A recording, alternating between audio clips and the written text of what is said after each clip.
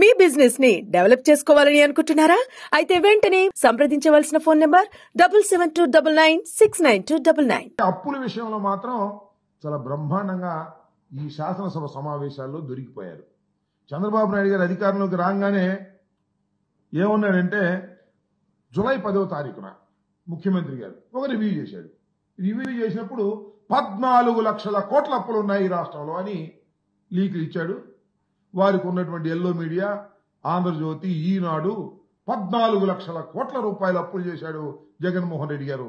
ఈ రాష్ట్రాన్ని సర్వనాశనం చేశాడు, అప్పులు చేసేశాడు, ఇక మేమేం చేయడానికి వీల్లేనటువంటి పరిస్థితి చేశాడని ముందు ఆ రకమైన ప్రచారం చేశారు. మళ్ళా ఇదే వాస్తవాల్లోకి వచ్చినప్పుడు చంద్రబాబు నాయుడు గారే మళ్ళా ఏం చెప్తాడంటే ఒకానొక సందర్భంలో జూలై 22న గవర్నర్ ప్రసంగం జరిగింది ఈ శాసనసభ సమావేశాలకు ముందు. దానిలో గవర్నర్ చేత 10 లక్షల కోట్లు అని చెప్పించారు. అంటే 14 లక్షల కోట్లని ముందు ప్రచారం చేశారు ఈనాడు, ఆంధ్రజ్యోతిలో.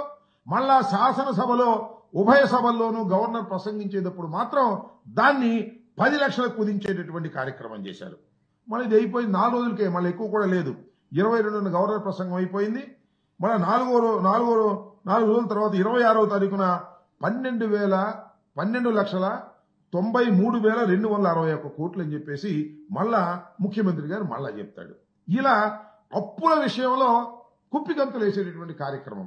మళ్ళా చివరికి మా సభ్యులు అడిగిన ప్రశ్నలకు సమాధానం చెప్పేటటువంటి కార్యక్రమంలో ప్రభుత్వం చేసిన అప్పు 4,91,734 కోట్లని, ప్రభుత్వ గ్యారంటీ అప్పులు 1,54,797 అని, మొత్తం కలిపి 6,46,000 కోట్ల రూపాయలు అప్పని మళ్ళా రిటర్న్ గా ఇస్తారు. ఏమిటి నాకు అర్థం కాల.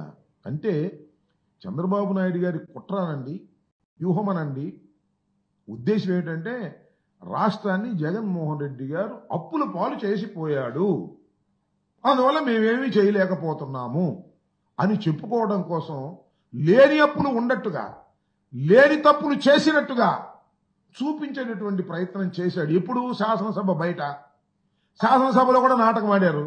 కానీ వాస్తవాలు శాసనసభ సాక్షిగా ఒప్పుకోక తప్పటువంటి పరిస్థితి ఏర్పడింది. ఇలాంటి దుర్మార్గమైనటువంటి తెలివితేటలు చంద్రబాబు నాయుడు గారు ఉపయోగించేటటువంటి కార్యక్రమం చేసినటువంటి వైనాన్ని ఈ శాసనసభ సమావేశాల్లో, శాసన మండలి సమావేశాల్లో చాలా క్లియర్ గా అర్థమైపోయిందని ఈ సందర్భంగా నేను చెప్పదలుచుకున్నాను.